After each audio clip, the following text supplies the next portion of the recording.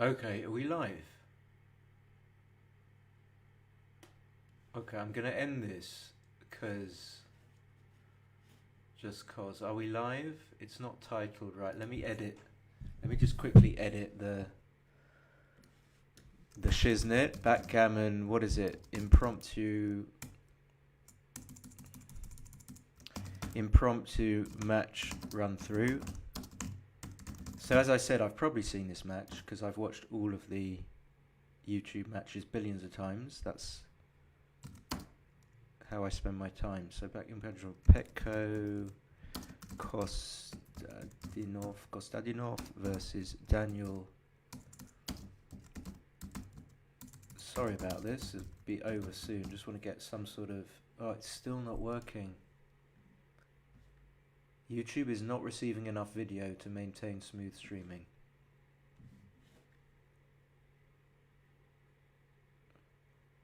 For any of the guys watching, can you just let me know if is it okay? Because it's telling me that it's not okay. There's a big yellow alert. It doesn't usually do this.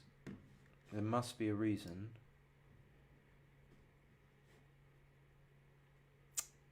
Yeah, maybe just the bandwidth. Maybe my internet is. One sec. Maybe my internet isn't good. I got a red and a yellow. I don't think this is going to work.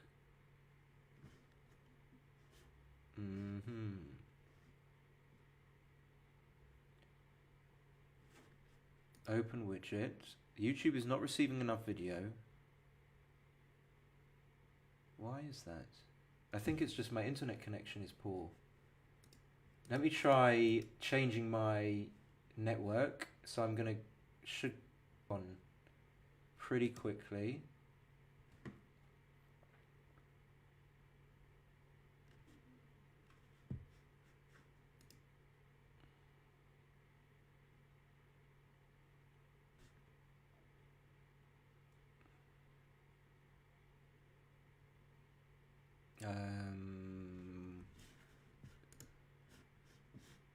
It's back on. I'm here. I'm still here. It's showing me a black screen in OBS. Sorry about this. So just trying to sort out.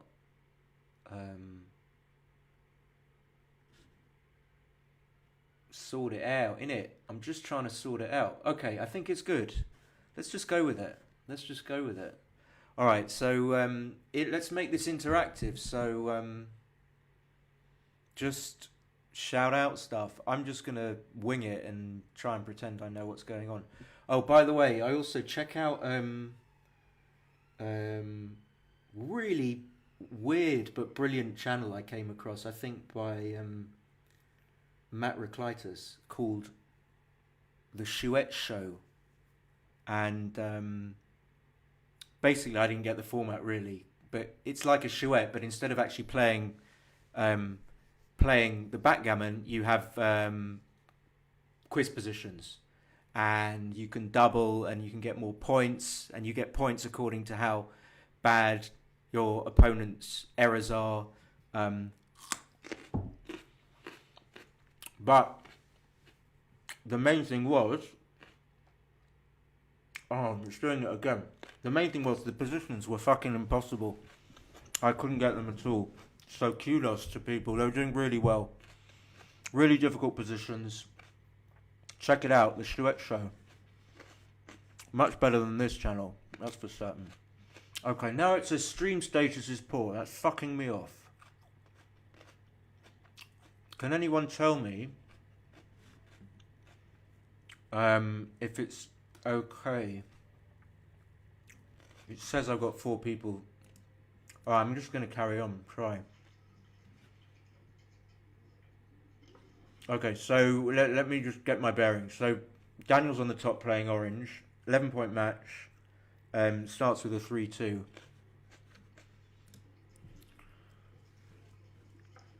I'm going to be pausing this a lot. Just so 4-3.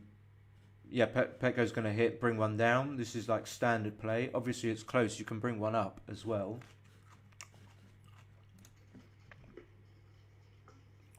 So one down, hits with the 4. Obviously, this can work if Daniel doesn't roll a 4. This is exactly how it works. You roll a bad 6 from the bar, and then so Daniel can just either duplicate what the 4.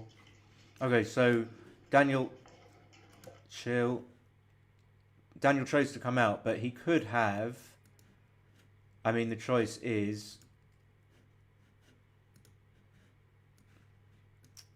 Could have played the 6 in, and that would be duplicating the 4 that Petko needs to hit with the 4 that he needs to make the 8 point. But then what I notice, fuck, the stream is slow. What I notice is that it's not a full duplication because Petko would have to break his 8 point to actually make the 4 points. So it means that there's actually more of a premium on this hitting 4. So they're not equal. Yeah, the stream is... If anyone can let me know whether it's actually okay, that would be good. Anyway, so he chooses to come out because the duplication isn't that meaningful. And, of course, Petko's 6s are duplicated here. I don't want to take too long. So lots of good numbers here. 5-1. Obviously, this can make the 4 point, or it can make the 5 point. Hitting doesn't look right because you leave too many blots. So just making the point seems fine. Okay, yeah. What I have in the bag is XG already fired up. If this fucking stream is actually gonna... That's Backgammon Studio. Then I've got XG fired up. So just to show you there, if you can actually see, and you should be able to hear me, and everything should be fine. But let's go back to the match, and we'll consider it after the... So yeah, he could have made the 5 point, but it looks right just to not leave blots. The problem with this play, obviously, is that you don't make use of these heavy checkers here on the 6 point. You want to use them, and now, like, they really want to be used to make the 5 point. But now you can see you've got 1 too many. You can make the 5 point with 2, but you're still going to have an extra checker on the 6 point, which kind of means, in a way, that this made 4 point is too far forward. In a sense, you want the 4 point to be back there, half a pip almost, to be able to make good use of these 3 checkers.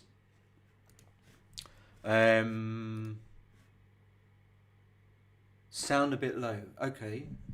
Thank you, Paul. Thank you. What's your name, Sub-Zero? Sorry, I forgot your name. You might not have told me. You might not want to tell me. Okay. So Petko's going to play this. He hasn't punched his clock, but he looks like he's going to play this. Oh, it says he's putting it back. Okay, so he's looking at the... This also duplicates the 3. So, again, so much duplication already. I wish we... Don't really want Daniel's hand in the way. But the 3 that Daniel now needs to hit this checker, obviously, which he would like to be able to, is kind of duplicated in the he would be using lots of his 3s to do stuff on the other side of the board here, i.e. make his 5 points. So 6 3s and double 3, or double 3 is going to hit and make the point, obviously, and 3-1 is going to make the 5 point. So there is some duplication of the 3s, and I think from looking at XG briefly, we can see that's probably the right... Oh yeah, Theodosis. Yeah, I think I played you in London once in something, or you were watching a Super Jackpot match. I was playing with Konstantinos Mitrelis, or it might be someone different.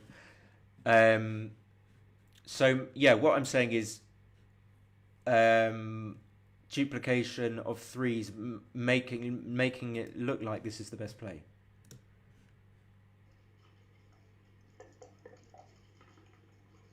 (5-1), he'll just make the 18. That's obvious.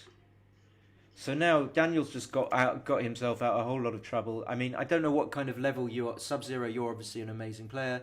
Paul, I think you're pretty good. I'm not sure. So I'm just going to kind of state some obvious things here. Obviously, just by making the bar there, like, Daniel has got himself safe as houses.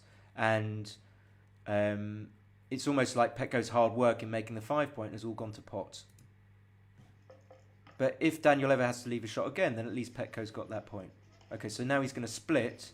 So really, splitting here is to try and at least get some faint prospect of covering this checker here and trying to get a shot at it. So there'll be some numbers that don't get the checkers safe, like, I don't know, 5-4.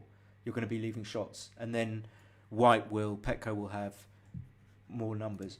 Okay, I mean, I always find myself stating the bleeding obvious, but I don't really know more than the obvious. So still shots now. So now, as I was saying, Petko's now got 6-4, 5-4 instead of just 6-4 to hit. 5-3. He will come down and come up, I believe. Again, coverage. All pretty standard. The only decision, 6-2. Probably not hitting because you haven't got a better board. But yeah, you can hit because you've got the safety. You've got an anchor. You haven't got an inboard anchor, but it's pretty almost as good as that 18-point anchor. It's pretty fucking strong. And the fact, if you play 11-5, 6-4 just seems natural. This seems weird. To do that, to bring the checker in, and then... well, you've got no choice. Okay, so it's either that or hit, right? So this looks more... To me, this now looks natural. But Petko's got the better board. Now streaming is good. 3-5. I suppose he's going to come down or slot the 3 points. If you're ahead, you can consider coming out for sure. Does Petko play online? Yeah, I think so. Okay, I wouldn't hit here. I would just make the 4-point. I couldn't say why, or I haven't got the time to say why. Yeah, Petko...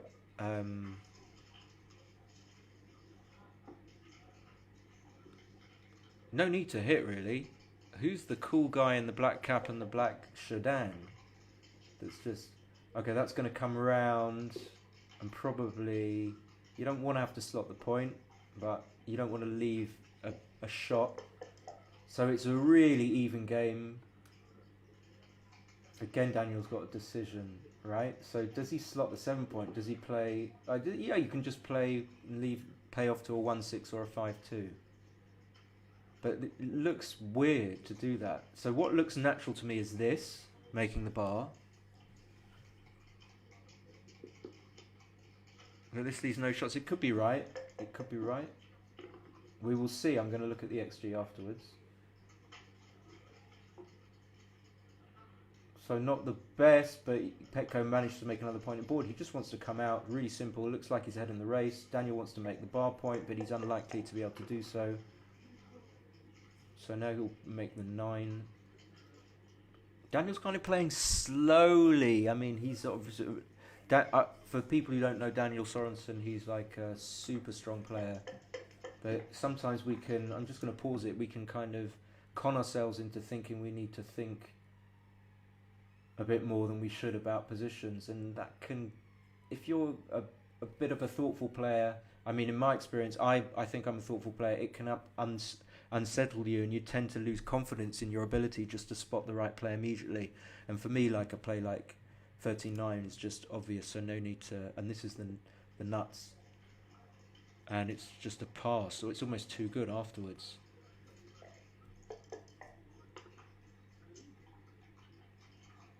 Although you leave shots with 6-1, I mean, it's like... there's some gammons here, but Petko just cubes. Okay, so that's easy, does it? And we will go straight to XG and see what happened. See what was happening in the game. Okay. We got Petko on the bottom, so I'm gonna reverse. It's gonna take a shitload of time. Come on. Reverse the orientation just so we have it the same as we did. It's still waiting. It's still struggling.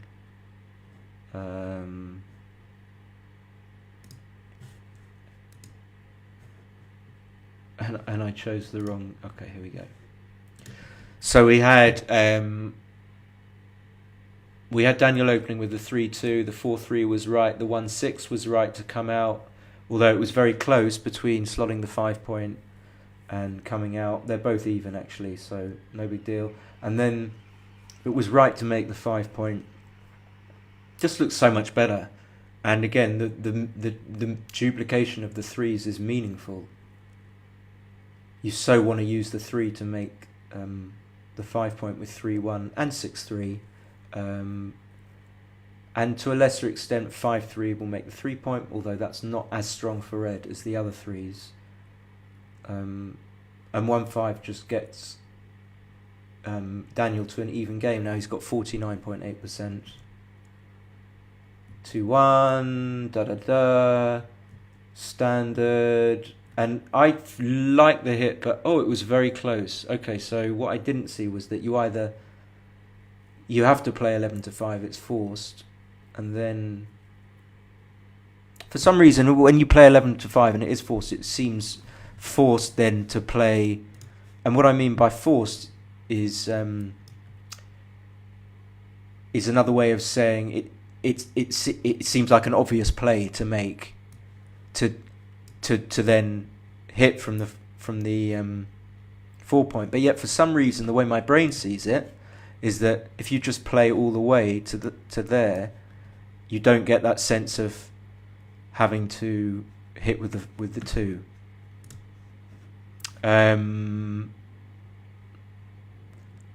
But it was actually a little better not to hit, according to XG Plus. But I'm not going to labour it too much. So coming out was actually not so bad. So coming out is reasonable, like 0.03 error in the grand scheme of things is fine. And Petko's like even race, so coming out means like trying to escape, trying to win the race, so that makes sense. But general, very easy game. Oh, and then the double 3.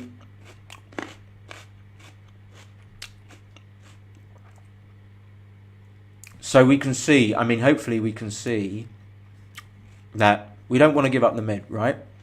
Because we're stranding our back checker, and it's maintaining, the mid is maintaining contact on not just the 18 point, but on the bar point as well.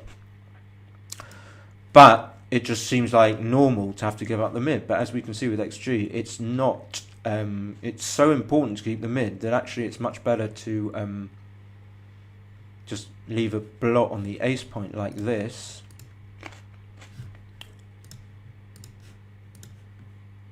This is what it would look like after the play. Oh, excuse me. Just clear the 8 point completely. I don't know why I thought it left a blot, because I'm stupid. And even this, which looks horrible breaking the board, is better than breaking the mid. So yeah, in the grand scheme of things, it's not a big idea, a big deal. If you're playing a match and you just want to get on with it, you want to play briskly, no big deal just to clear the mid. You're never going to not clear the mid, excuse me. You're never going to be making a massive error. Then if I set it back to the initial to the what it looks like before the checkers are played, so 3-1 will make the 9 point, double 5, and then it is a small cube, but okay, well there are no gammons. It looks to me like there are more than 1% gammon, but completely wrong. Yeah,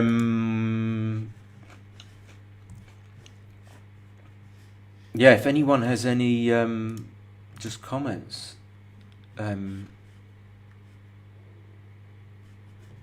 please be my guest. So that was a pretty easy game.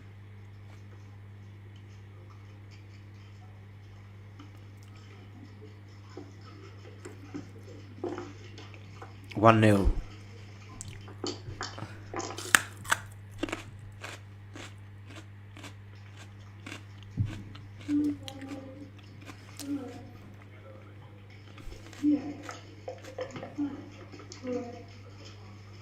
You run all the way here because of the threes are good. Why? He thought he rolled a 3. So it looks right here like you don't really want 5 checkers on the 8 point. So you could do something else with the 5 if you want. Double 2. I think I just make both points. Just leave the 3. Like most 3s aren't going to be very good anyway. No. Why would you? I think I'd rather. Okay, so the reason, I guess I'm not going to argue with Petko, but the reason I would have made the 11 is because I'd much rather be hit here. Obviously, it's far more likely that I get here than be hit here. I don't want to be hit. Let me change the colour. I don't want to be hit here because that's being hit with a tempo. So 6-4, 6-2, double 4, double 2. That's how many shots? 6 shots. It's a lot of shots. Getting hit there is quite painful. You can't see. You know why, Paul? Because I forgot to, thank you very much, to switch the scene.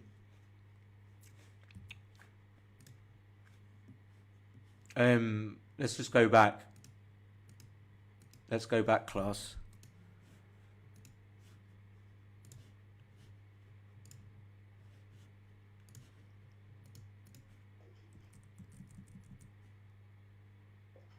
Okay, so 5-1, and then Petko ran with the 6-3, all standard. Then I was saying with the 5-1, because you don't want 5 checkers on the 8 point.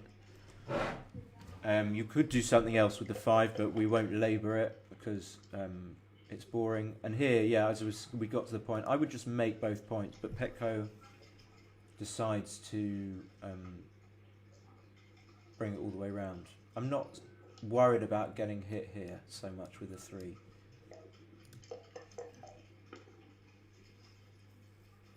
Another bad number. So like, there's nothing really productive apart from just hitting on the 8th point. Gets a checker off. I would do this. Good, nicely played it quite quickly. Gets a checker off the 8 point. Again, I wish I had numbers for the points. Petko just wants to come out, and he's a big favourite after that roll. If he just gets missed, makes 2 points. So I picked a good match. All easy decisions. Petko's close to, I mean, he hasn't got a cube yet. This is going to be a pass. Unless we get a 4-2 from Daniel or something. Yeah, I don't see any reason to leave a shot there. Unless Daniel rolls like a double 2 or a 4-2. In fact, if he rolls a 2, it's probably a take. I take it back. So he's going to make the 22 point. He has to. Petko will probably count before cubing.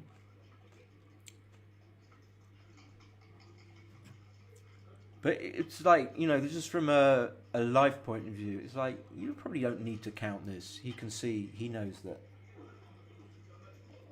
this is, he's way up front. This comes from a person, I'm very quick with counting, so I count too much because I enjoy it, but you can just see. And then let's actually count to see if I am 88, 106, 118 for white, and 44, 39, 83, 60, 99, 11, 21, 125, 131, 132. 132 feet for Daniel. I completely forgot.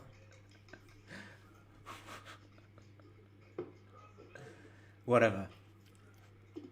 Easy take. Okay. Double two.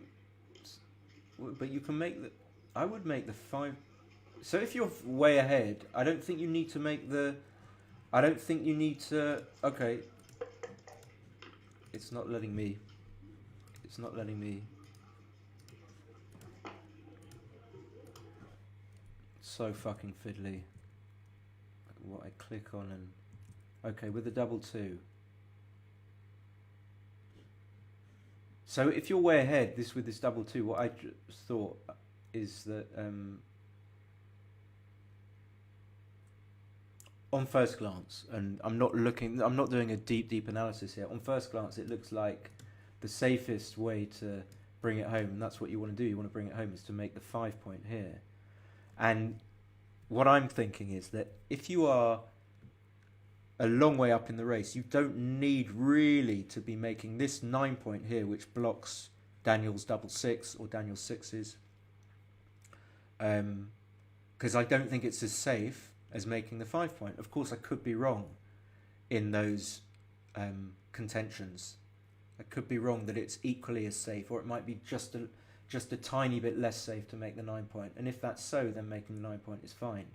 But let's just recount 50, 74, 88, 106, 118. After 8, he's 110. Petko's got 110, and Daniel's got 99, 111, 120, 132. So Petko's 22 pips up after the roll. For me, that's definitely enough to consider the putting the safest configuration on the board, which could even be like making the 11.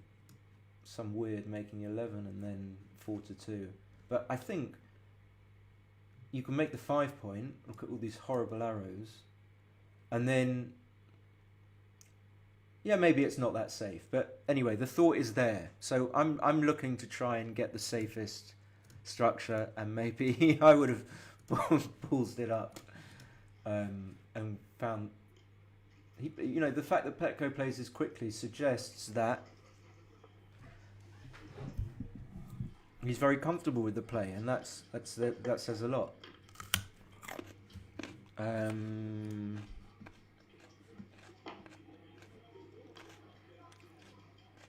Paul, you can see the thing now, can't you?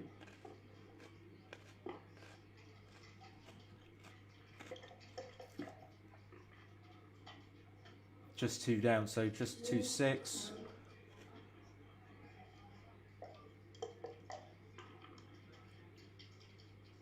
I just count like 3 13s are 39, plus 24 is 63. One of the things that I've always been really good at is mental arithmetic, which is handy, I suppose, for backgammon.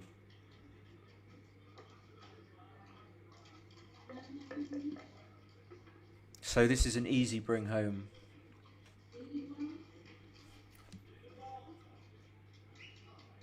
Not too much to say. 8 to 4, 6 to 5 probably. Clear the 9 point. Clear the 9 point. Well, if you're ahead, I mean, if you're really ahead, then assuming it doesn't leave any more bad numbers than this, I think everything plays here. You probably want to clear the 9 point, but it's not going to be a big difference. So the thing is, what happened here is that Daniel had to take a cube that was very unvolatile, and in some ways you're just going to kind of just sit there and waiting to be lost. But then you never know. You might hit a shot.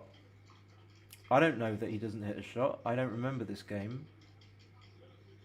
It's looking unlikely. So double 2, bring 4 men in maybe, or bring all the men in from the 9 point. Problem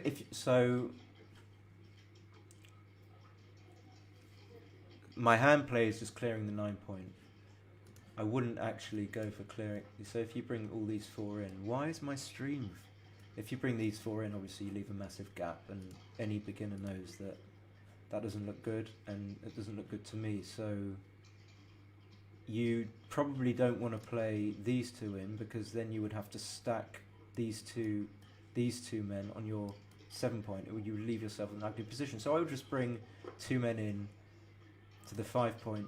Obviously you have to give up one of the blocks, so double 6 is going to be a disaster for you, but there's nothing you can do. But everything plays safely here, as far as I can see. 6-4 is a good roll, fills the gap, clears the 8 point. Daniel's going to have to leave with a 5 and a 6. And I don't think Petko is going to have to hit at all. He's so far ahead, but he can hit, and he will do.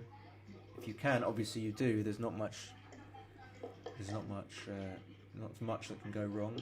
So coming in obviously is good. I'm not saying anything useful or groundbreaking. And there's the shot. This shit comes from nowhere. Right. Why? I don't know. Hit. It's like a fan is a definite recube. Definite recube. Definite recube. Or close to a recube. Oh, thank you, Paul. I'm gonna sort out my arrows. So while Petko, see how the game just turns around from nowhere. What we want is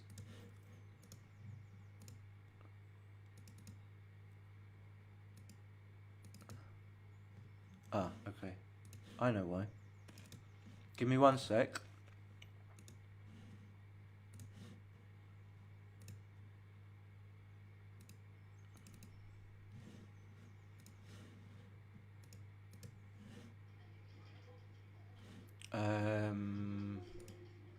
Now it's screwed up again. Alright. Bear with me, sorry about this. He does recube, but I have to restart the fucking browser.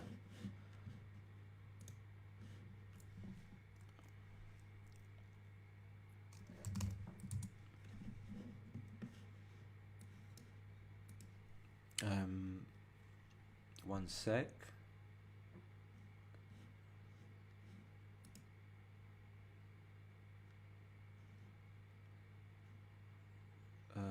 There we go.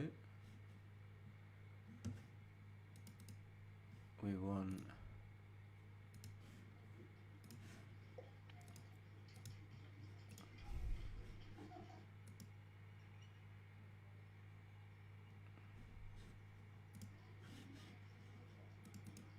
so fiddly, but thanks. I do want my arrows. Okay, so he does recube, and it's really tough. I mean, generally you can be 10 pips behind, and it can be like borderline take pass. I don't really have a reference. I do remember this position or something like this, and I remember thinking, what I remember thinking is that, not saying that it's definitely a take, that obviously combinations of 3s, 2s and 1s, and you don't get out. So double 3, for example, breaks another point in Daniel's board. Double 2 breaks another point in Daniel's board. So 9 numbers. I'm terrible stuff. Well, I'm eating carrots in honor of the reigning world champion, and so I think it's a great time to start eating. So that's got to be in Petko's favour. But he does pass, and Daniel's going to win 2 points, and we're going to go to XG and see what XG has to say about things.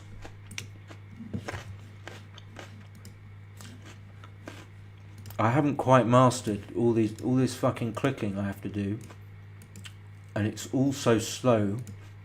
Anyway, welcome back, Jim. We'll soon be in Thailand, don't worry. So 6-3. Petko's on the bottom with the yellow. So with this 5, I said that you could do 5-1, you could do other stuff, and the computer confirms that. Can you see the arrows now, Paul?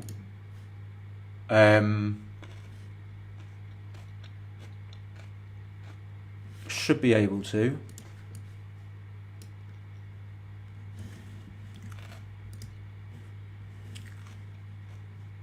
should be able to see them. Hopefully. No biggie if you can't. Yeah, so with this 5-1, the computer confirms all these plays are really close. Whatever. But nothing to sweat. And then this double 2. Yeah, I just thought I would have made the 11 and the 4. But not a big mistake. 4-3 was a bad roll for Daniel. Yeah, obviously played it right. Nice. Nothing. But Petko doesn't have a cube yet. After Daniel's 4-3. I hope I don't choke on these carrots.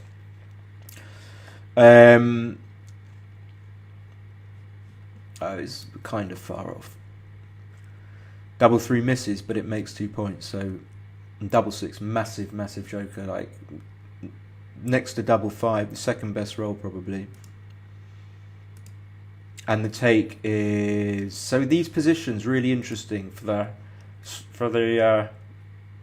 stato. They're like you know, very close doubles and very close takes. Well, why is it a close take? Well, if it's a close take, why isn't it a big double? Oh, because red so often, very infrequently gets back into this. Like he has to roll basically a double 6, and that's very unlikely. So the situation isn't swinging. It's not changing very much. So which means that yellow can just a lot of the time not double and still double next go. It doesn't mean it's going to be a pass next go. It just means that he's not risking it very much at all by not doubling. So that's what happens with those sort of things. And then Petko's double 2 was good, and but there were options. So yeah, making the this was the one of them that I looked at. This is reasonable. Making the 5 point is no way near. It's not safe at all. You can't make the 5 point and get. Obviously, you don't want this position here. But if you could make the 5 point and get some sort of and not have holes, then maybe it would be good. 6-1, I must have zoned out for that one. 6-2, he had to leave a shot. 6-2, he actually makes the 5 point. Oh yeah, and then this 4-1. So Petko's 16 pips up. He's going to be 21 pips up after the roll.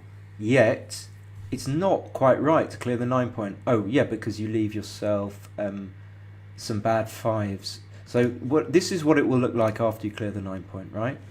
And you're not too happy. You're happy to roll 6s. They're going to go to the 2 point. But if you roll 5s, you're going to have to play them either from here or here, and it's not the end of the world if you have to dismantle this point and you have a gap here, but you don't really want to clear from the rear. So that goes partially to explaining why clearing the 9 point isn't the best play, but it's so close. And the reason why, presumably, this 2-1 is better than 6-5 is because it leaves fewer bad numbers either now or down the line. Just leaves a safer configuration. And then what do we have? Oh yeah, now I remember. Double 2, yeah. Yeah, clearing the 9 point with this double 2 was right. Just bringing them in from the back. 6-4 was a good roll. 6-2, then 2-1 was a good roll by Petko, enabling him to obviously want to put the guy on the bar because the race is never in. And then it just like, what else was there that left a shot? 5-4 is bad, but didn't leave a shot because you could clear the 6 point. In fact, I don't see anything other than 6-4. So only he found the one number or the two numbers, depending on how you want to look at it. And then he got hit back. And then how big a pass is it? So I wasn't saying it was going to be a take, but it's got to be close. It's not close, but it's not ridiculous. It wouldn't be ridiculous to pass, to take. Excuse me. So just maybe helping us to get some idea, get some sort of a reference. The pip count here is obviously there's wastage, but still it's 62 versus 75, and when the guy's on the bar, having a 13 pip lead is just untenable for the trailing side. You can't, if the pip count's even and the guy's on the bar, it's still untenable. So I think part of yellow's equity, i.e. the reason why it's not an enormous pass, is because red can still not come out. If red doesn't come out, he can't win. Like, it's feasible he doesn't come out for 2 goes. But it's very unlikely. Okay. Is anyone still watching? We are going to go back to...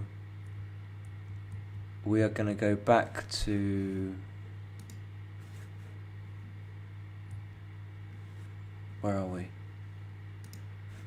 The game.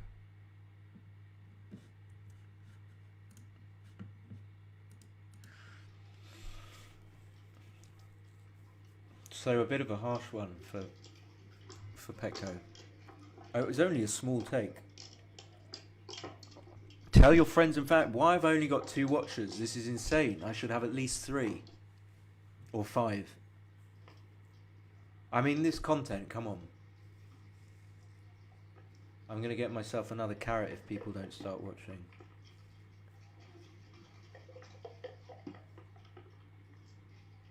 So not really much doing, very standard stuff, very easy kind of,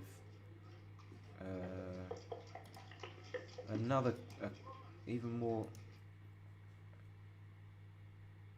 don't know how dice managed to get cocked so much. I mean, how many times have they rolled? 6-2, okay.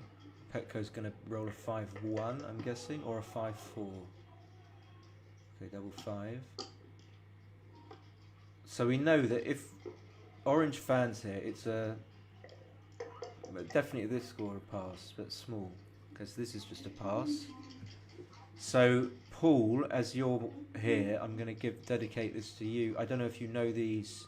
These are very often talked about positions in backgammon because they occur quite often. So I remember when I first started out, it looks like a lot's happened, but let's just remember that all that's happened is that orange has rolled a 6-2 and come out here with the 6 and played the 2 down. And then white has rolled this double 5 and he's taken 2 checkers from this point and put them there. And then he's taken 2 checkers from this point and put them there. And then on the 3rd roll of the game, orange rolled a double 1. So when you get more adept at backgammon, you can look at this and know immediately how this position arose. It's only like the 3rd roll, and it's just a known position. In a money game, I think this is very, very close to a take, but I think it's a tiny pass. And the reason you're doing so badly as orange is because, and forgive me for stating the obvious, but I'll carry on as I've started. 6s and 1s are going to hit a 2nd checker. And when you get 2 checkers in the air and orange has got no board, then you're going to be losing a lot of gammons. But you do manage to win the game a lot of the times when part of white's game plan is going to require him to hit loose on one of these open points, and then he'll get hit back, and then the game swings back very quickly. So, it's something like white wins 63% of games, but wins like 33% gammons, which makes it too much for orange to be able to take. So we'll just go to XG very quickly, just to see the game.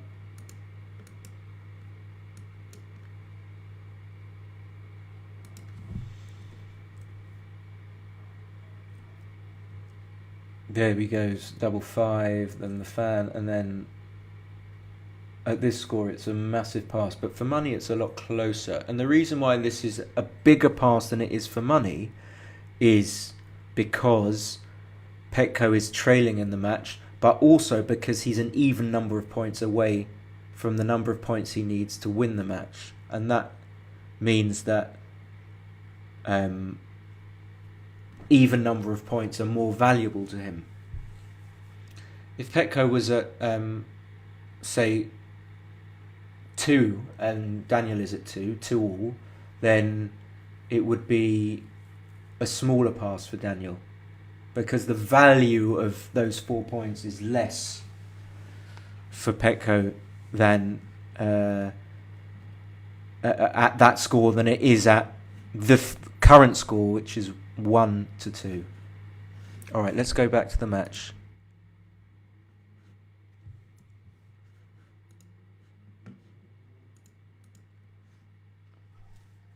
I might have to get a carrot.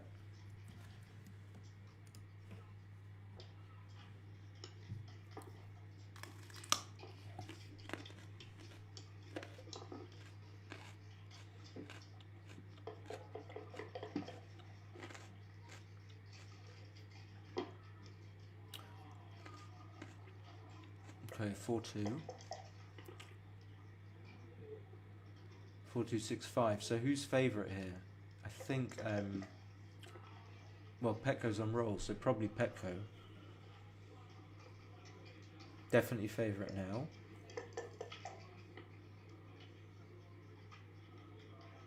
And so, Daniel having escaped a checker, his game plan is really simple. It makes it a lot easier to play backgammon when you roll a 6-5. And this has all been really, really standard. Easy stuff. And he continues to have to play. He can't hit here because of the board strength of Petko. Petko will carry on strengthening his board. I don't think you need to anchor. Okay. Now, see, now that Petko does that, I'm like, maybe. I wouldn't. I think I would have made the 3 point, but there's definitely value in making the anchor. So now that obviously the fact that Daniel made the 3 point means that as Petko you're happy you made the anchor, because now the chances of you getting a shot versus the chance of you being blitzed yourself are reduced. So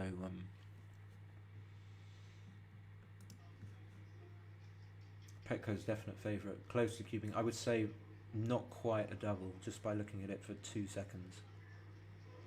6-4 is the dream, double 6 is the dream. 6-4. So unless Daniel needs to roll a 2 to, oops.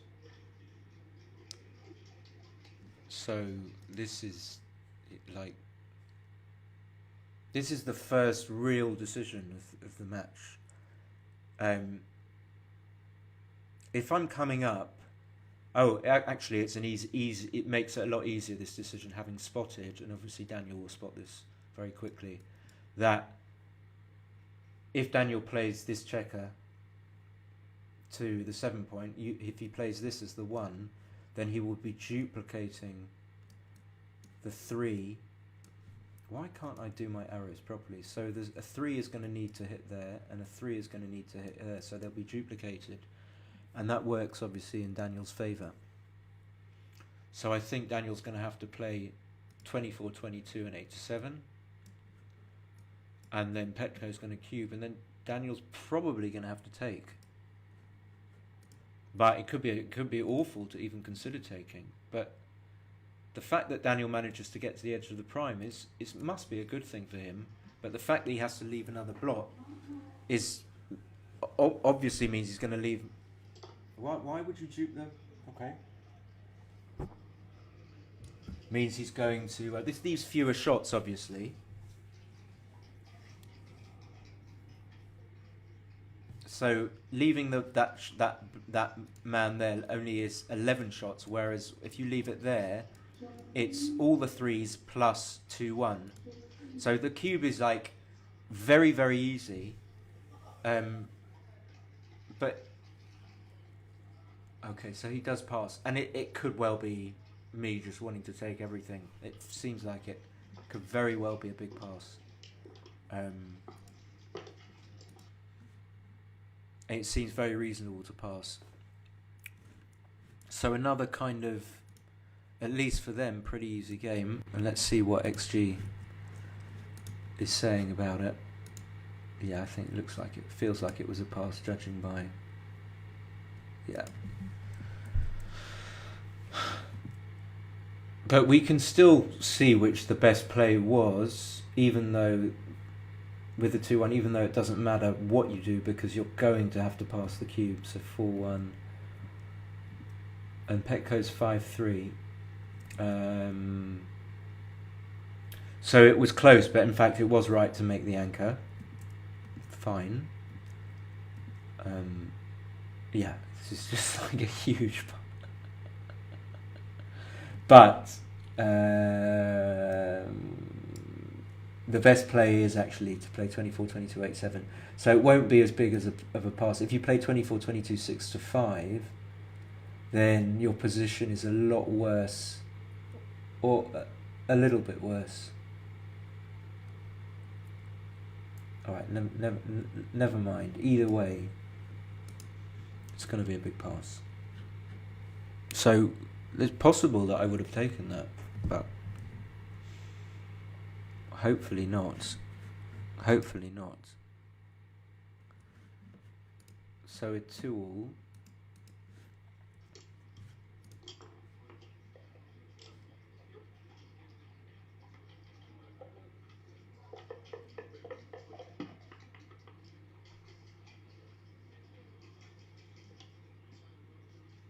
Okay, Petko's. So far it's been a pretty easy match to pick apart. 5-5. Yeah. Or you could make the 3-point. Yeah. I think you want to come out. I agree with that.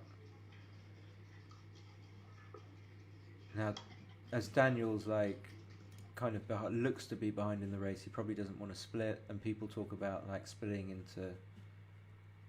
There's two things. A lot of people talk about how you don't want to split into big stacks, and that's absolutely true. But also, the fact that your opponent has big stacks can often tend to mean that he has rolled big, and so therefore, if after your play you're going to be even or behind in the race, you don't really want to be splitting your back checkers, since you're going to be your timing relative to your opponent is better, and therefore that argues in favour of a priming game.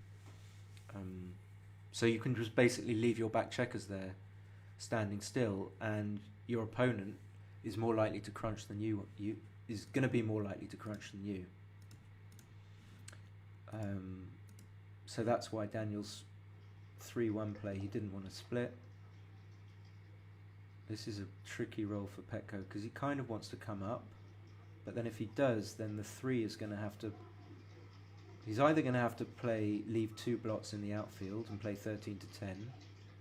So looks like he's not going to come up at all. Now this looks really. So, not being such a great player myself, although I'm not bad, I would just go visually by. I cannot imagine that it's ever right to put 6 checkers on the 8-point like this, especially when you've got more checkers on your 8-point than you have on your 6-point.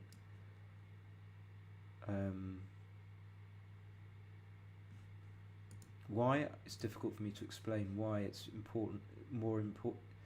For some reason, if you had more checkers on your 6-point than on your 8-point, it would be okay.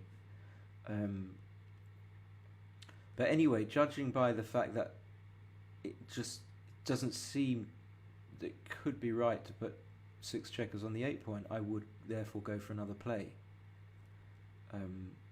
But what could possibly be happening is that Petko knows it's not such a bad move. It might not be the best, and he's just going to play quickly, try and pick up the pace. So there's a lot more going on than just sitting there making the right move, which is a trap that I still fall into all the time. Just trying to like play to the computer's approval. So luckily he didn't. He would have got hit if he'd have. He would have got hit on this point here had he have done something like that with brought the man down there. Yeah, so just one thing I'll say here. 2-1. This is after the play. You don't want to stay on this point here ever, on the 23 point, when your opponent's got the 8 point, because then that means that your sixes are going to be blocked. And really, when you've got your checker back in your opponent's home board, you want to be able to play, if possible, your sixes. And obviously you want to be able to play your fives, fours and threes as well. But there's more of a premium being able to play your sixes, and so therefore, although you kind of wanted to safety this checker, but yeah, you don't want to put another checker on the 7 point, on the 8 point. It's far more important to come up and allow that checker to go free with sixes, and that's consistent with like game plan, or it's just simple. You can see that you want to escape that checker. That's just basic. And so let's say you don't get hit, and then even if you roll like a 4-2 and you have to come to here next time, but assuming that you couldn't make your 4 point, then it would still be good. You'd partially escaped, you can still get missed. So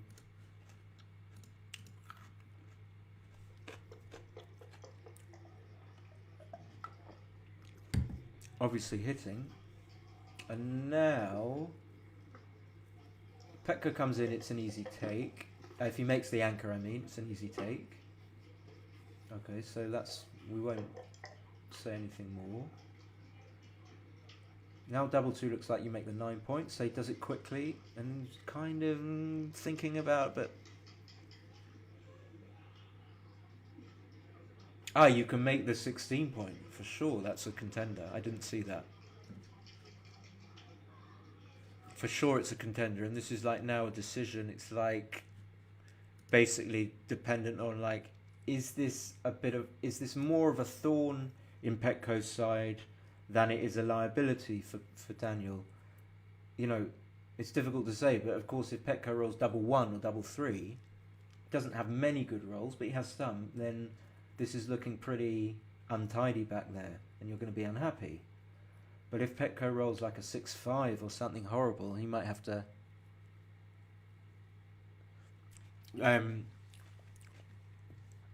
hit twice. I guess just reading your comment pool, you'd have XG on another screen, so you can tell us the analysis after analysis the first time. Right. So we don't forget. Is that what you're saying? I'm so new to this OBS. Is the problem being that when we wait till the analysis, we've forgotten what happened in the game? But hopefully it shouldn't be too long. But anyway, so with that 6-2, with this double 2, those are the consideration. It looks like you want to make the 16, yeah. Because even if it was a slight liability, this basically wins you the game. Whereas 5-2, Petko has to try and make a board so he slots 2 points. This isn't going to be a cube yet, so Daniel's going to roll. And how do you not leave shots here? Well, you don't really mind leaving shots too much with 2 blocks in Petko's board, so you could probably just even slot the butt. I wouldn't do this. That's interesting.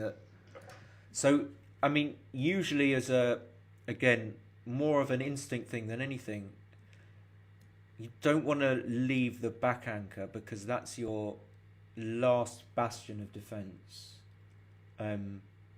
Imagine that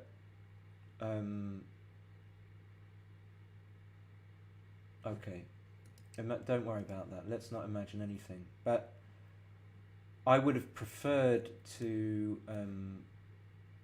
maybe even slot the bar, since you're not desperate to clear this point. You don't really need to clear this point so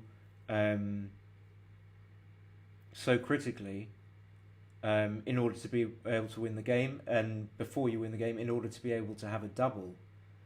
In fact, if Petko misses, I don't think Daniel will be able to double this position, which suggests that it probably wasn't right to touch the checker on the 16. But we will see.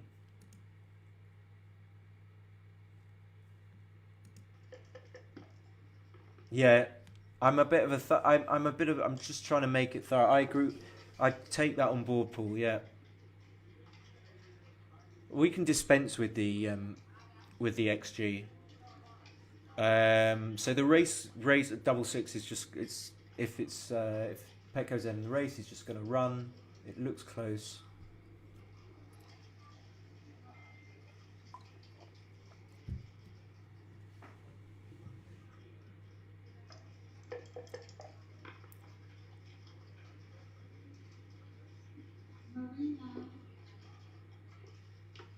Obviously, 4-1's a terrible roll because even though Petko's got blocks in boards, there are some numbers that hit and cover. I don't know, like 4-1, double 1, double 4 is pretty good, even though it leaves a shot.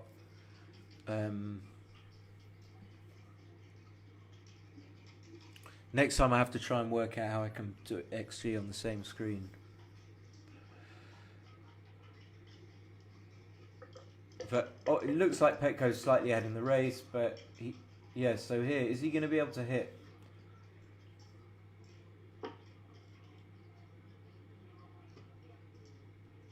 I mean, played it quickly. I'm guessing that he's far enough ahead. But if you weren't that far enough ahead, I'm guessing you would have to hit. So I'm just going to do a quick pip count. So after Petko played his 5-4, he is 46, 70, 90, 108. And Daniel is 68, 27, 95, 107, 121, 123, 123. So Petko's 15 pips up. That's still quite close. I mean, it seemed wrong to hit, but I wouldn't have been sure. I mean, it just left two, even though Daniel's got a button board. But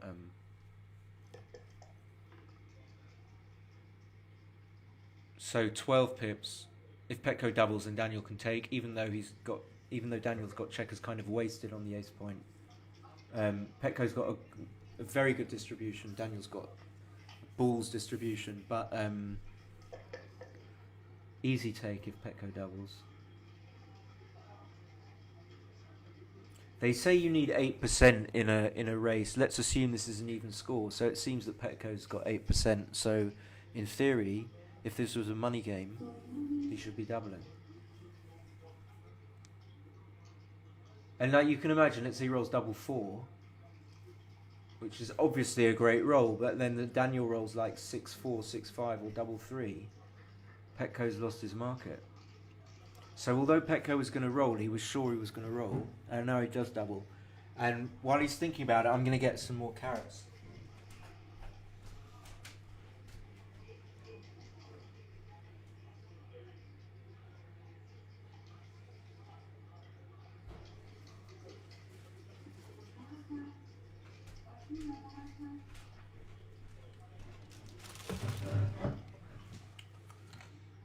So even though Daniel's like counting, he will know. I'm pretty sure he will have known already that he's going to take.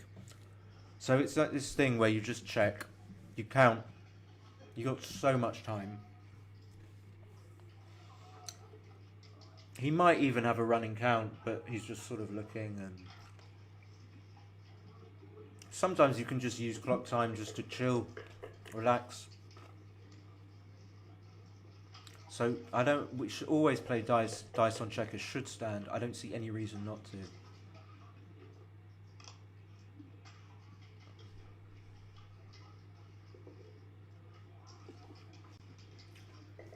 There isn't going to be much interesting, so I might actually just press my arrow button here, scoot forward. Oh, what did you roll?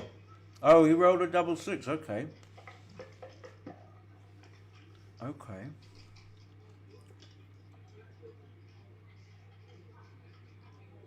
Not a big deal what you do with the 4, but I would play 10 to 6. But you do want checkers on the 4 point. Of course, you really want them on the 5 point as well, because seeing that there's only one checker on there. Daniel's fighting. So now this is close, so we are going to see there might be a recube. So as Petko, when you see your opponent coming back, what you could, should, or might be thinking about is that you might be recubed, and when you might be thinking when it might happen. You might even be thinking that if you take, then when can you be recubing? Things like that. Okay.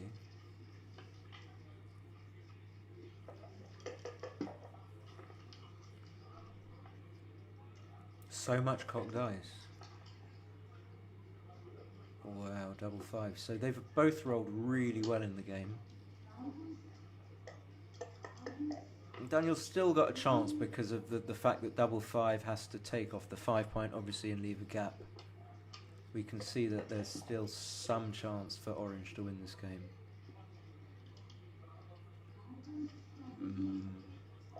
Maybe 7, 8, I don't know. Maybe not that much. 4%.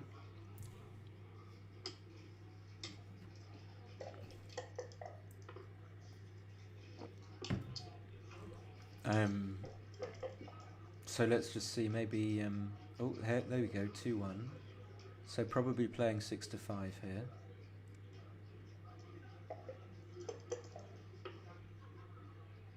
Very measured game, nice, sort of, feels like a nice atmosphere around the table. Good etiquette, good balance, good posture from the players. Not too sort of angsty or anything, or just relaxed.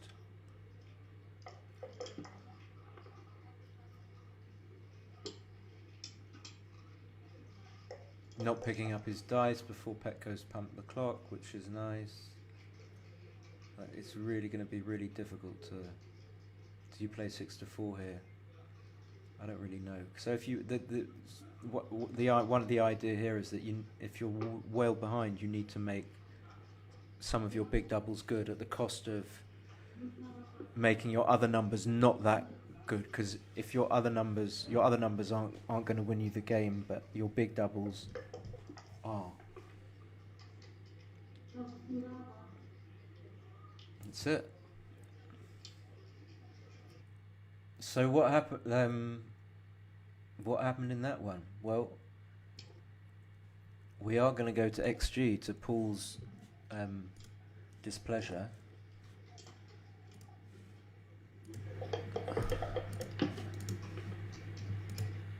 Let's have a look what it says.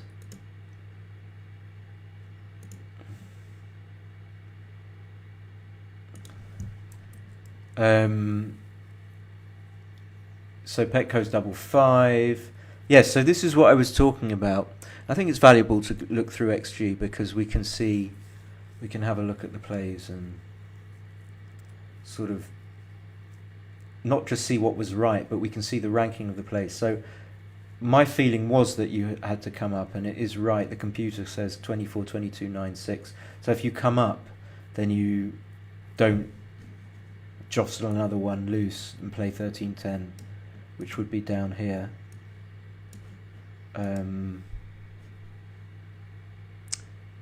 So it was interesting. It's just interesting to see what very good players when they make mistakes and why. So with the 2-1, I favoured coming up to the 22, which for the reasons of being able to escape with the 6.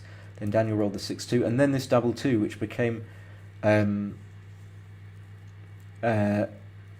genuine one of the few, if apart from the 2-1, actually, this is Daniel's next genuine decision. And what's interesting to note is that he got both of his genuine decisions wrong.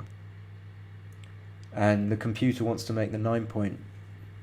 And I favoured making the 16 after seeing it. So I can't begin to say, excuse me, why it's right. I mean, I can definitely see the value of the 9 point, and as I spoke about, the fact that Daniel leaving that checker here is definitely can be a liability for Petko. But having said all that, I can't see why it's so clear that you want to leave that checker back. And then, we want to go with this 5-1, which I wasn't sure about, but Daniel was absolutely right. So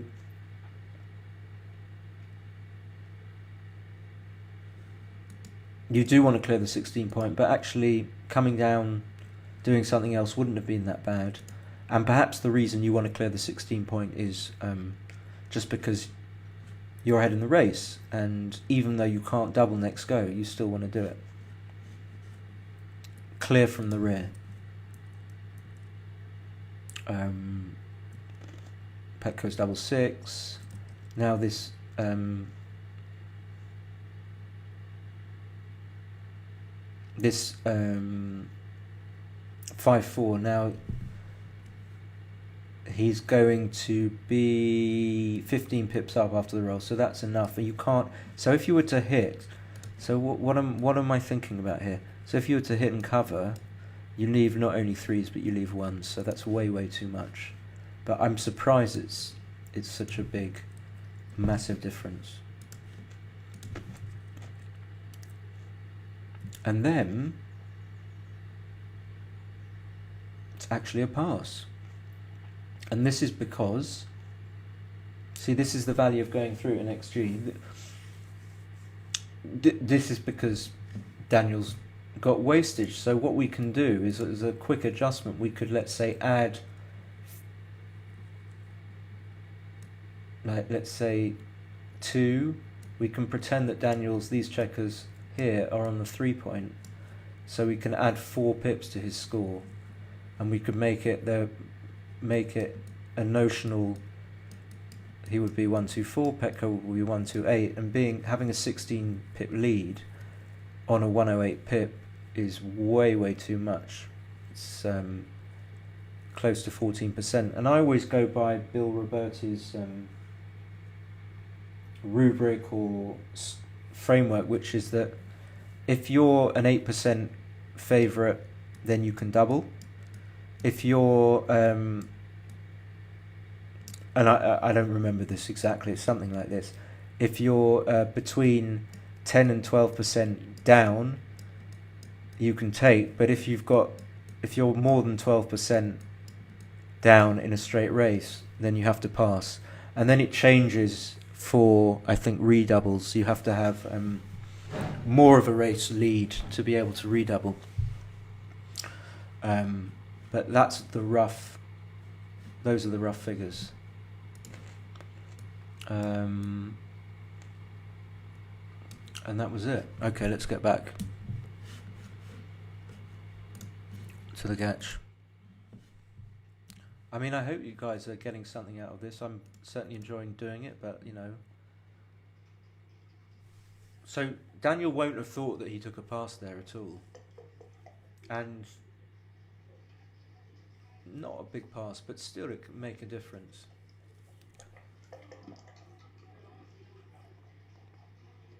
So lovely sequence, obviously, being able to hit and then having your opponent fan. Daniel's got a good chance of really cementing his position, so he's definitely going to make the 5 point. And do you make the bar? If you make the bar, then you leave. I wouldn't make the bar, you leave 6s, so he comes up. What I'm saying here is that the choice was, maybe no one would make the bar, but if you did want to play the other 2 to the bar, then you would be exposing this checker here to this checker here. So when this checker comes in here and it comes with a 6, assuming it's not a 5-6 or a 6-6, then that checker will be able to hit that checker there. So which is why I like Daniel's play.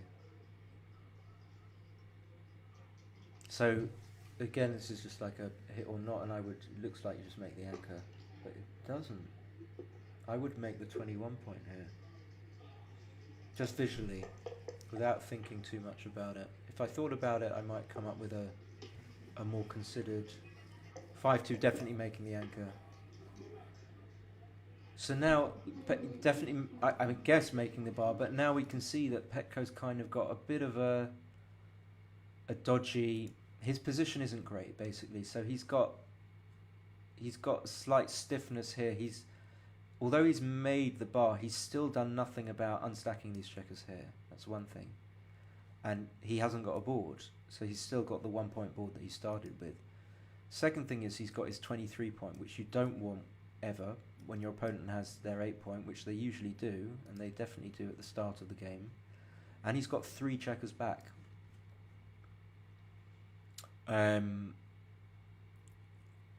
So why am I saying this? Well, he could have had the 21 point, and then the checkers here would be slightly different positions, but it just still looks to me like he'd have been better off not hitting that checker and making the 21 point. So definitely reasonable to cube. Daniel's behind in the match, so he needs to start, cubing early, 6-2, just normal, put the checker in a good place.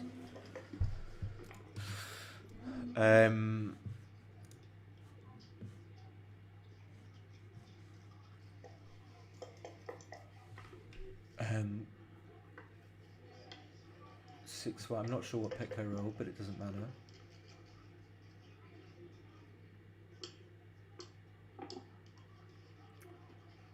So Daniel's going to be still close to a cube, but probably not cubing because Petko's got the 22 point anchor here.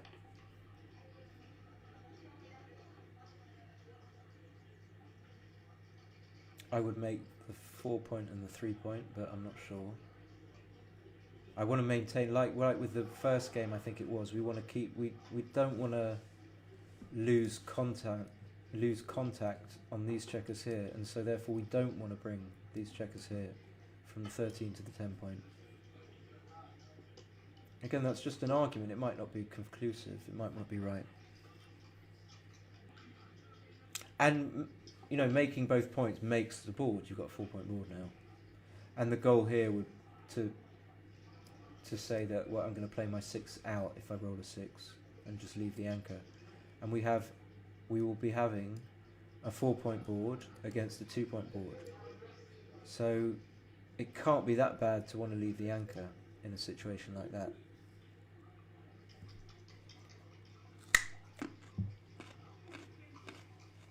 Looks good to me, anyway. But Petko putting a lot of thought into this. Of course, it's not like this play is completely useless now. This block's double 5 for a start, and down the line, for example, let's say down the line at some point red rolls a 6-5, he won't be able to come out with both. He will only be able to come out with one, and this one, if he chose to do it with the 6-5, would still be blocked in.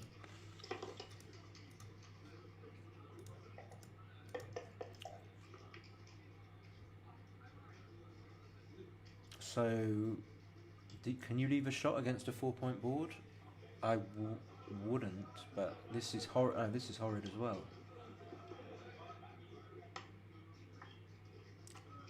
But it doesn't only leave the 1, it leaves a very, very powerful 6-4 for Petko, which would otherwise be... So this is one thing I've kind of cottoned onto recently, is the power of making someone's otherwise bad dice rolls good. So for example, with the 6-4, not that, if we go back, not that Daniel had much of a choice in the matter, but by breaking the midpoint, it makes what would be a pretty bad 6-4, which would probably have to clear the 8 point, into an amazing 6-4. And that's, I think, what we're trying to look out for when we make certain checker plays ourselves. We're trying to make sure that we don't convert too many of our opponents' okay numbers into amazing numbers. And we're trying to do the opposite of that. In fact, we're trying to make our opponents what would be very good numbers into pretty bad numbers, or average numbers. I mean, there was another play. You can slot the 1 point and then play 5-4. But then, why would you leave a double shot and slot? So it appears like Daniel has to do this, but we can't be sure. And now, obviously, 4-3, like one of the worst numbers for Petko, and Daniel's delighted that he didn't slot the board. Okay, so he does cube, okay. Only a 1 and an 8 to hit. If so, it looks like a pretty easy take. So that if Daniel doesn't hit, let's just stop it 1 sec. If Daniel doesn't hit, or you can see he does, let's say Daniel rolls a 3-2. Maybe he will make the 4 point and not play 13 to 8. In which case, Petko's still going to have 1s to hit, 6-4 to hit. The point being that Petko can take because he's got some chances of actually winning the game. And even after this 6-2, like 3s and 1s, like even I would be a bit scared about hitting like, so 4-1, 4-3, 2-3, 2-1 are all going to hit back. You see the 3 and you're not happy about it, but that's a really bad 3 for Petko, but it could have been a hit back on the 5 point. And now Daniel wants to get the hell out of there. Doesn't want to get hit.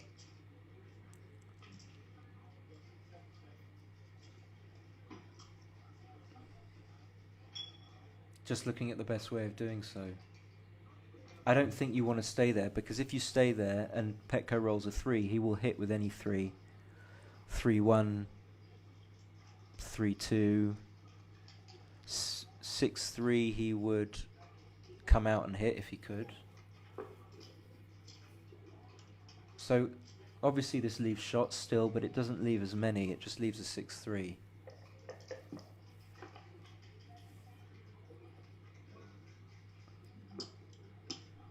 That's the second best roll, maybe? I don't know, but obviously a very good roll. And now Petko's got good chances, reasonable chances of getting this checker to safety by coming up onto this bridge here.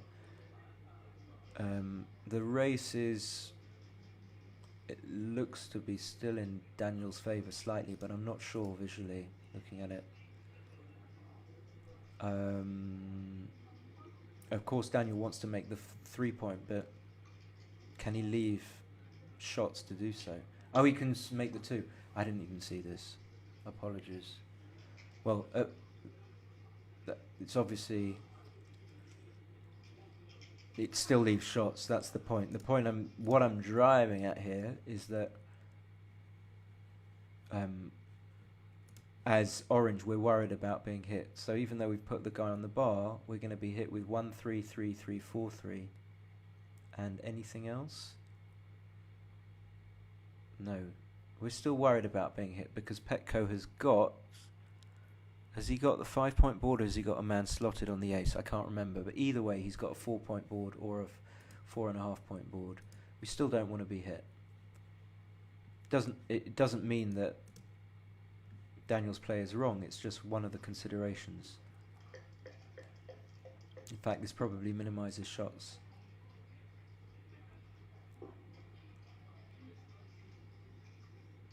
Looks like you bring one in. So Daniel doesn't always get the checkers safe here. So he has to leave at least an indirect shot. If Petko hits with a 7, the game's going to turn around.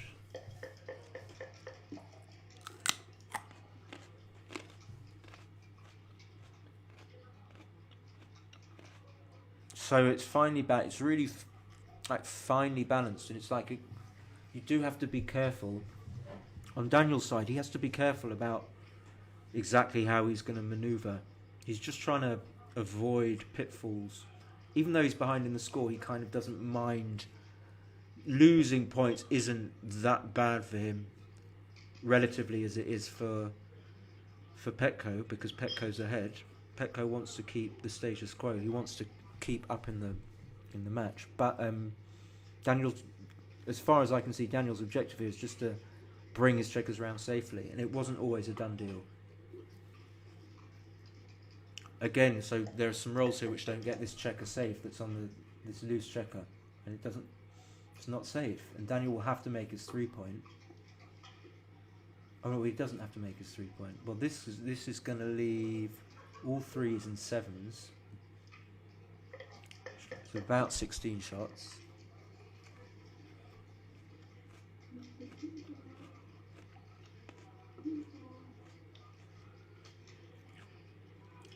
So Petko doesn't split. That's interesting. He doesn't want to get hit with double five, but I think I would split to get coverage. And it has turned round because it wasn't. Yeah, I think you have to play that safe because you just can't afford to be hit, especially at this score, and when Daniel's got such a strong board. So it looks like now after the 5-4, Daniel should be okay because Petko is going to have to break something. If Petko were to roll a 6, he would have to break. He would have had to have broken this point. Luckily for him, he didn't do so. And now, finally, see how much work it took for Daniel to bring it to this position. And even then, Petko's still got some tiny chance in the race, and he's got a little bit of awkward shot equity. So Daniel's going to have to play both checkers to the 2-point. I don't think he wants to leave a shot. He could break the 8-point, but then he would be leaving a 3-4. I would do this. It's still fairly safe for the next go, or subsequent goes after that. So Daniel's a heavy favourite now. He managed to get another 3-2. You really want to make the 4-point, but of course you can't, because it would give an immediate 6 out and hit for Petko. And now the position has got a little bit more awkward for Daniel. So some 6s are going to be leaving a shot. 5-3 is leaving a shot. So he's going to have to play that 6-3. If he gets missed, then he should be okay. If he gets hit, then he should be okay. So it wasn't fatal. Yeah. So my instinct is not to make the 4-point, but I could be wrong. So if you make the 4-point here, then you leave a 1-6 for no reason.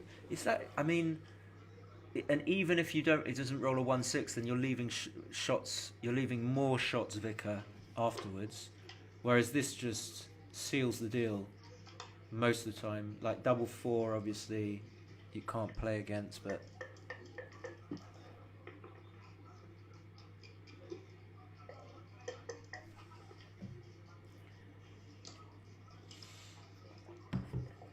So looking good for Daniel, and some trickiness, some little difficult plays for him.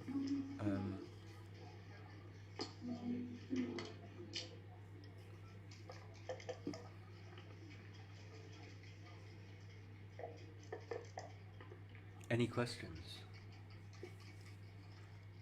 Yeah, I mean now you clear the 6, so any 6 for Petko, and this should seal the game for Daniel.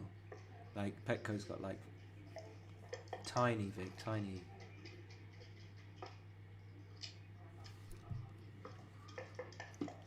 Yeah, okay, that's done. That's a done deal. Let's have a look at XG. XG, as someone calls it on XG. So there was a little bit of meat to this game. There was a little bit of meat. It was meaty. Anyway, just seeing Petko, the lovely PR that Petko played. So I can't actually remember. So good point by Daniel. I can hardly remember what happened. Oh yeah, the double 6. So Daniel got an early advantage. Didn't make. Yeah. So here again, just the fact if I were playing Petko and he made this play, I wouldn't be as confident. I would rightly not be confident enough in myself to think that he had clearly made a mistake just because I thought it was the wrong play. And I think that would be a good supposition for me to make, but actually he made a very big error, and it just seemed to me to be obvious to make the 21-point, especially when you're leading the match and you want to reduce volatility. And Daniel had a solid position immediately. And even after Petko makes this slight improvement making the bar, he's still a big underdog. And yeah, Daniel's missing cubes. 2-1 I missed. I didn't see that, so that's a great improvement for Petko. So now the cube goes because Petko's position relative to Daniel's is better. 6-1 kind of pulls it back in Daniel's favour. 6-4, not a good roll, so definitely a cube now. And now this was a pass. This was a pass. Petko took ages over this double three, and it wasn't that close, but he made the right play. Yeah, I mean, I wasn't saying anything about the cube, but I think I would have doubled. Maybe not here. Maybe I wouldn't have doubled here. Interesting. Maybe I would have doubled here. But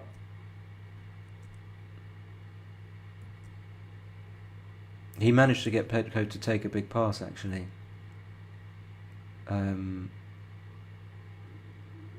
So I was completely wrong about this. And what's going on? I suppose that even if you don't hit those checkers behind the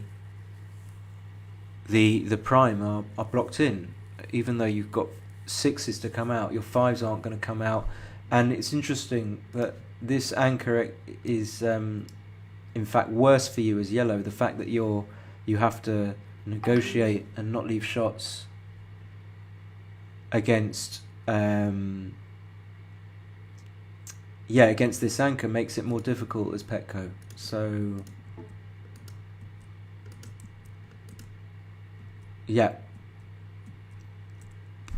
But it's interesting because I don't think either player would have been known. Oh, well, he just took a pass. Oh, and yeah, and then this 5-3. He didn't look at this play, and I didn't get a chance. He could have just played to leave a 7 shot and not made the 2 point. So that would have left six shots, 1 more shot, but a better chance of making the block naturally. Point by point. So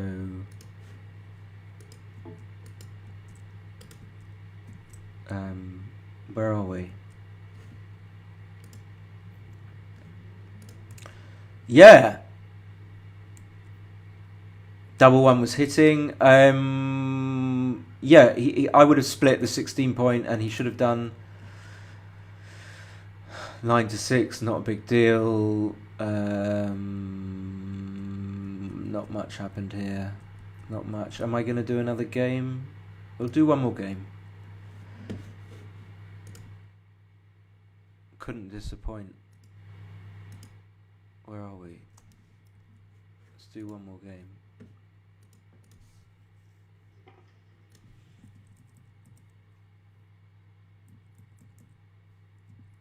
Yeah, just to say it again. So it's interesting that people make decisions. They wouldn't have known. I don't think either would have been known that actually the right cube action was double pass. I think Daniel probably would have thought it was an easy take as well. I mean, guessing by the fact that he didn't cube, I don't think he held off cubing to try and get Petko to take a pass, but I could be wrong. And those are the interesting things about backgammon, not just the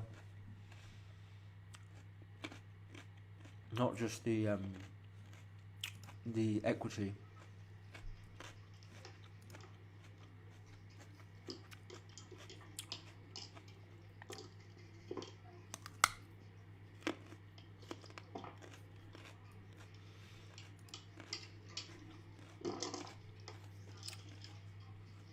Five, 4.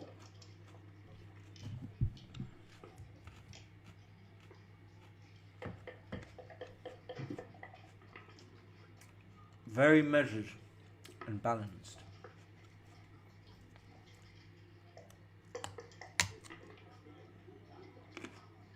Okay, that's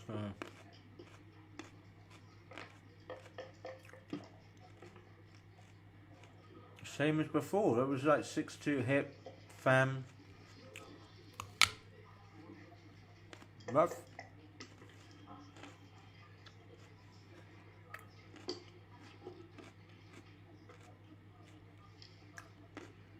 Wow, a double 5 blitz plus the hit and the fan. It's going to be too good if he... Okay, so this is an easy cube. Easy cube. The question is it take? I mean... I don't think you can take it. I don't know. So, what I teach people is just to go through all the dice rolls. Start with the lowest first. If you want double 1, it's going to be amazing. 2-1 is going to be amazing. 3-1 is pretty amazing. 4-1 is going to hit twice. Double tiger probably. 5-1 is not so good. And then as you go through them, you might not have even gone through all of them. You start to get a decent picture that it's either very, very strong for you or very, very, very strong for the doubler, so therefore very difficult to take. Or maybe you see that some of Orange's dice rolls aren't that good. So only 5-1 isn't that good, and even 5-1. 6-1 is going to hit twice. 3-2 is going to be double tiger, So it's interesting, even though Daniel doesn't have any checkers on the bar, he's got a lot of men coming round in the zone, as they say, a lot of men coming round that will be able to be used for blitz, and he's behind in the match as well. Petko's in front, so he's kind of less keen to take. However, the fact that Daniel's an odd number of points away from the match victory score means that Petko doesn't want to just give him an easy point to let him get to 6 away, which would be an even number of points away. So those are the considerations for me. I mean, I would pass, but let's see what he does. Once or twice here, you got to get lucky and anchor. But he's thinking about it. We have a commentator. One of the best in the world on the doubling cube. We have Phil Zimbal, but I don't know if you can. EMAB. You can hear him. So as the number 1. What a brilliant time to stop with the doubling cube. And well, that's the difference between a great player and me. He thinks about it to be sure before he drops. I was dropping before the guy could reach for the cube. I would have scored it. Yeah, I would have passed. Okay, so we'll just have.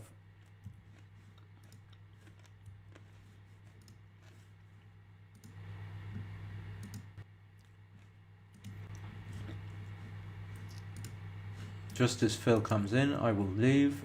Perfect time. Oh dear, shit, it was a take. Fucking hell. I was sure about that. Fuck. Yeah, I'm surprised. So maybe this is to do with the score again, as I was saying, that even though Daniel's behind, the value of losing for Petko, the value of difference of Daniel winning 1 or winning 2 isn't that great. So if Petko can be assured, theoretically, of not losing a gammon, it doesn't. If Daniel can be assured, Petko can be assured of not losing a gammon, excuse me, then it doesn't do Petko that much harm to let Daniel go to 6-5 rather than 5-all. And of course, Petko's upside is being able to actually win the game. And so that's probably the reason. It's the only reason I can see.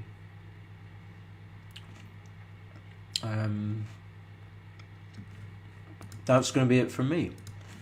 So thank you for watching, and I hope you got something out of it.